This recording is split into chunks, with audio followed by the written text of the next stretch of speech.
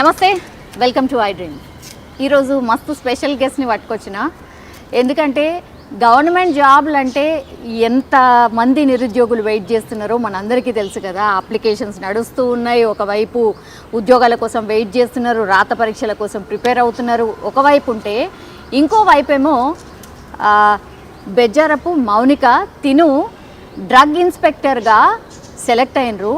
And మామూలు విషయం కాదు, అది కూడా మొత్తం రాష్ట్రంలోనే ఫస్ట్ ర్యాంక్ సాధించిండ్రు.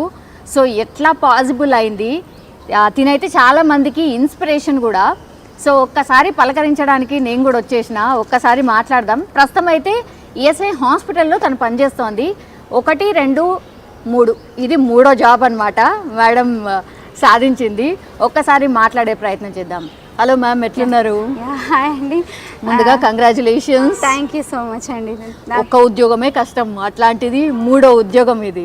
మీరు ఎక్స్పెక్ట్ చేసిర్రా? లేదండి, అంటే జాబ్ వస్తుంది అన్నట్టుగా కొద్ది కాన్ఫిడెన్స్ ఉండే కానీ మరీ ఫస్ట్ ర్యాంక్ వస్తుందని అనుకోలేదు. అసలు వితౌట్ ఎనీ అంటే హోప్స్ స్టార్ట్ చేశాను ప్రిపరేషన్ జాబ్ చేస్తూనే.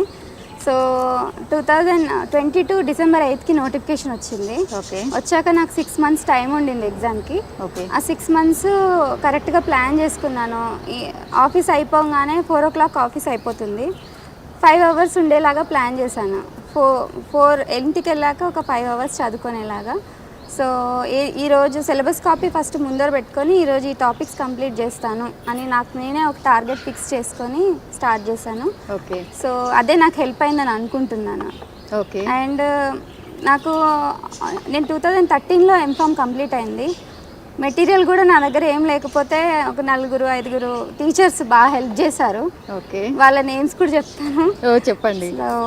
Vamsikrishna sir, Vijay Kumar sir, Vijayendra sir and Dinesh sir, వీళ్ళు 4 బాగా హెల్ప్ చేశారండి నాకు.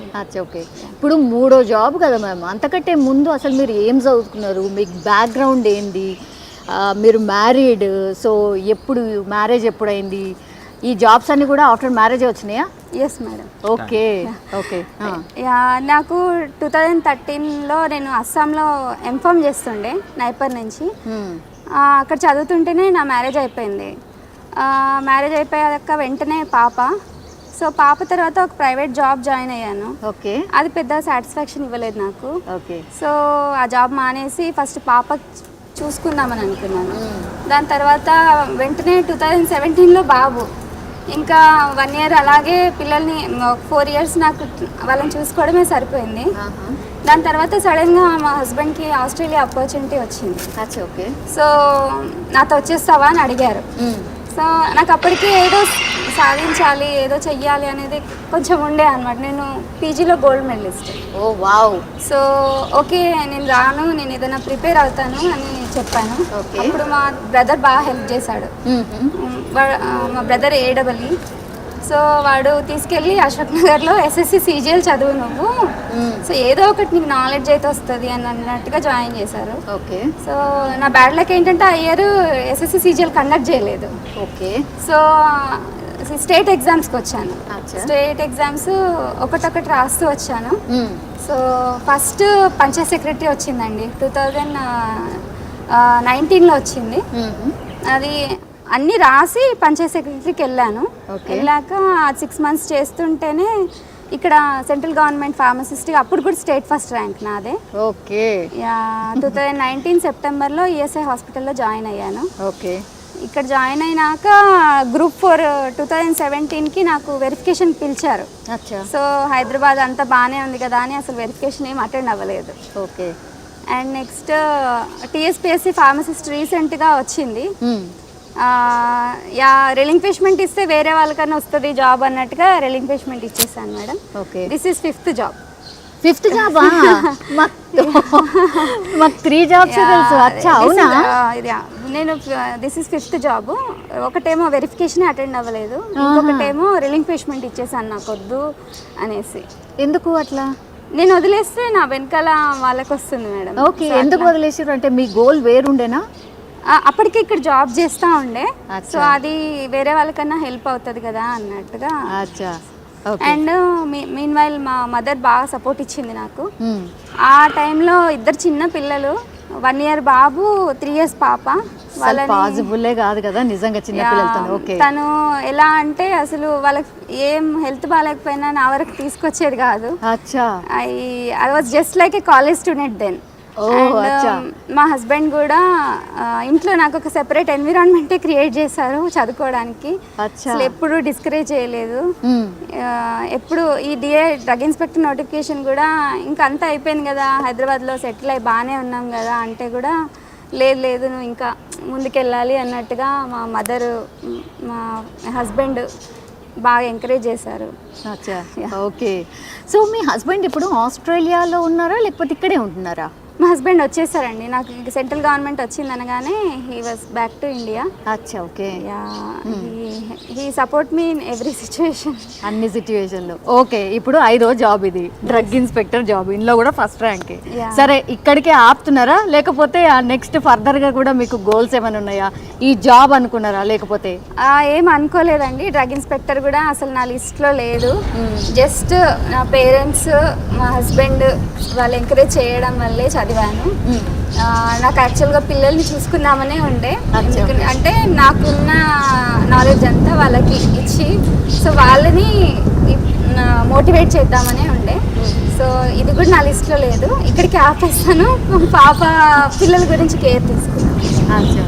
మౌనిక గారు, చాలామంది ఏంటంటే సరే మీకు ఫ్యామిలీ సపోర్ట్ చాలా బాగుంది కాబట్టి మీరు రాణిస్తున్నాము అని మీరే చెప్తున్నారు కాబట్టి నిజంగా ఎంతమందికి ఉండుంటుందండి ఫ్యామిలీ సపోర్ట్? అండ్ ఎంత ఇంపార్టెంట్ ఇట్లాంటి ఎగ్జామ్స్ అపియర్ కావాలన్నా కూడా? యాక్చువల్గా మెయిన్ అండి, మనము మన పార్ట్నర్కి కన్వే చేసుకోవాలి what we want to be అనేది మన సైడ్ నుంచి క్లియర్గా ఉంటే వాళ్ళకి అర్థమవుతుంది. అంటే ఓకే షీ వాంట్ దిస్ అని మనమే క్లియర్గా లేనప్పుడు వాళ్ళకి అసలు ఏం అర్థం కాదు. సో నేను I conveyed that to my partner. So he understood me. And మా పేరెంట్స్ సపోర్ట్ కూడా అలాగే ఉండింది. మా ఫాదర్ రిటైర్డ్ టీచర్ అండి. సో చిన్నప్పటి నుంచే మాకు అసలు ఎలా చదువుకోవాలి కొన్ని ట్రిక్స్ అయితే నేర్పించేవారు. మా ఫాదర్ మా బ్యాక్గ్రౌండ్లో he helped me allot. So నేను కన్వే చేసినప్పుడు మా హస్బెండ్ నాకు టోటల్ ఫ్రీడమ్ ఇచ్చారు. నేను పిల్లల్ని పట్టించుకోకపోయినా ఆయనే చూసుకోవడం ఒక మూమెంట్ వస్తే, ఆయనతో కానప్పుడు మళ్ళీ మా మమ్మీ రావడం, మా మమ్మీ దగ్గరికి పంపించడం, ఇలా ఎవ్రీ హస్బెండ్ ఎవ్రీ మదర్ అలా సపోర్ట్ చేయాలని కోరుకుంటున్నాను. మీరు కూడా మీ పేరెంట్స్కి మీ పార్ట్నర్స్కి కన్వే చేయండి మీరేం ప్రాపర్గా చెప్పాలి, ఏం కావాలి అనుకుంటున్నారు. మనం ఇన్ టైంలో చెప్తే సపోర్ట్ చేయని వాళ్ళైతే ఎవరు ఉండరు అనుకుంటున్నాను నేను. ఓకే. ఒక జాబ్ కొట్టాలంటే మ్యామ్ జనరల్లీ ఎంత టైం పడుతుంది, ఎట్లా ప్రిపేర్ కావాలి? మనకు పర్ఫెక్ట్ ప్లాన్ ఉంటే నాకు అర్థమైందైతే ఒక 1 month 2 monthsలో కూడా గవర్నమెంట్ జాబ్ కొట్టచ్చండి. Really? Yes madam. Only thing is మనము ఆ టైం అంతా డెడికేటెడ్గా, మనకిప్పుడు సోర్సెస్ చాలా ఉన్నాయి, యూట్యూబ్ ఛానల్స్, అసలు మెటీరియల్ ఇక్కడ దొరకదు అనేది ఎక్కడ లేదు. మన దగ్గర ఎలాంటి మెటీరియల్ లేకపోయినా ఈరోజు యూట్యూబ్లో చాలా ఇన్ఫర్మేషన్ ఉంది. మీరు ఏం చూసారు మ్యామ్? ఏం ఛానల్స్ చూసి? నేను చాలా ఫాలో అయ్యానండి. చాలా అంటే ఇప్పుడు నా దగ్గర లిస్ట్ లేదు. కెన్ యూ నేమ్ ఒక 2-3 ఛానల్స్? ఫార్మసీకి అయితే జీడీసీ అని జీపాట్ డిస్కషన్ సెంటర్ అని ఒకటి ఉంటుంది. సాయి రాజేష్ సార్ కూడా వీడియోస్ పెడతారు, మా pharmacy videos. Sir videos follow అయ్యాను. ఇంకా వాట్ నాట్ అన్నట్టుగా నాకు ఎక్కడ ఇన్ఫర్మేషన్ కావాలి ఇక్కడ దొరుకుతుంది అంటే ఆ యూట్యూబ్ ఛానల్కి వెళ్ళిపోయి దాని మీద కొంచెం జెన్యున్గా ఉందా లేదా అది కూడా మనం ఫస్ట్ వెరిఫై చేసుకోవాలి.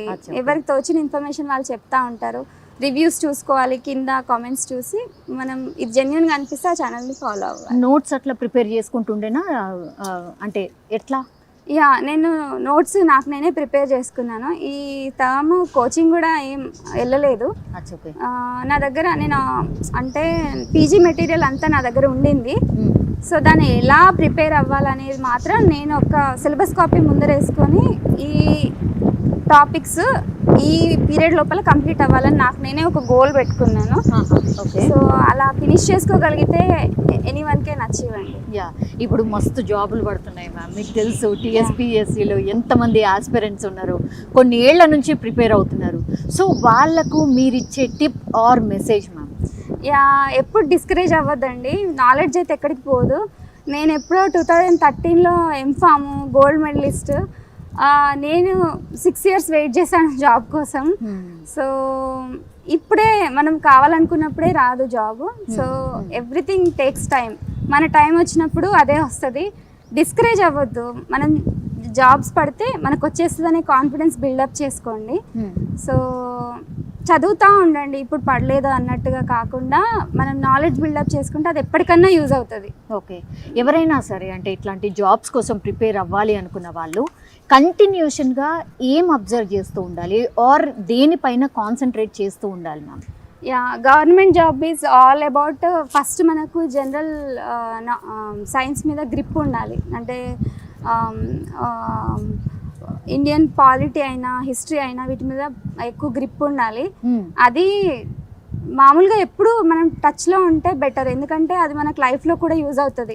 రేపు పొద్దున మన ఇండియా సాధించిన విక్టరీ ఏమన్నా లేకపోతే పిల్లలకి ఏమైనా నాలెడ్జ్ ఇవ్వాలన్నా కూడా. ఓకే. సో మనము సేమ్ టైం మనకు నాలెడ్జ్ వస్తుంది అండ్ మనము మన నెక్స్ట్ జనరేషన్స్కి కూడా నాలెడ్జ్ ఇచ్చిన వాళ్ళం అవుతాము.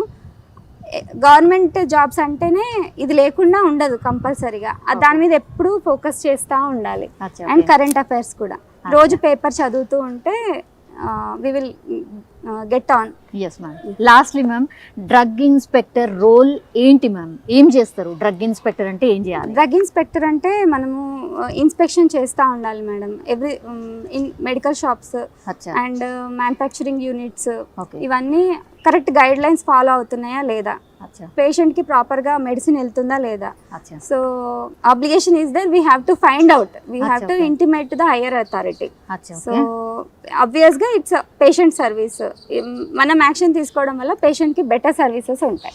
ఓకే. అంటే ఫార్మసీ ఇన్ ద సెన్స్ ఎక్కడైతే ఫార్మసీ మ్యానుఫ్యాక్చరింగ్ ఉంటుంది అక్కడి నుంచి మెడికల్ షాప్ వరకు under surveillance of your this థింగే ఉంటుందా మొత్తం అంతా? Yes ma'am. Yes ma'am. So ఇక్కడేనా మ్యామ్ మీ జాబ్ రోల్? ఎక్కడ ఉంటుంది? ఇక్కడేనా?